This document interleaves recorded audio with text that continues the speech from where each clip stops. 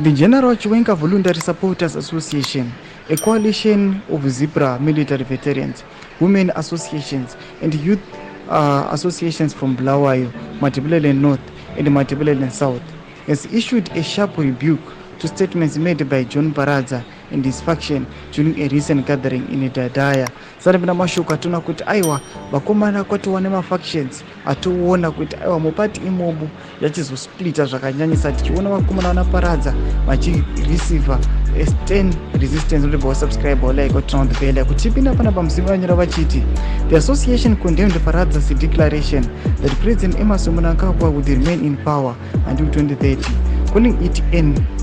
affront to democracy and a direct attack to General Constantino Chiwenga's leadership and standing within the nation. Chiwenga, often referred to by his supporters as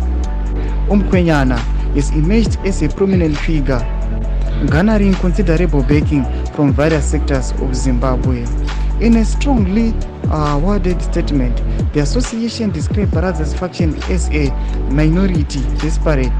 to cling to power through undemocratic means, accusing them of using divisive rhetoric to undermine General Chiwenga's support. Domashwa told Iwana John Paradza, Mashuaka Tora Ektum Nika Charamba Chitonga Skamna 2030, Arukins Iwa, Mukia Panapa, which undermine my capabilities, Nikutunga Kurkuita, or VP Chiwenga, Mfano Kupublicize Mashuka Iwao, Jona Kutpakomana Avari Pangoya Kaoma, but Tukona Kuti is the party, Jazanga the Congress, we have an to Makure Mashuma Apura, succession in the Istosha Zera, Wanuna Kuti Iwa. This is a critical call. Naona mashuko aya ane hondo mukati tuzema fundo enye moto kulipa msoro mashuko awa pena comment section medu msano subscribe or like and turn on the bell icon.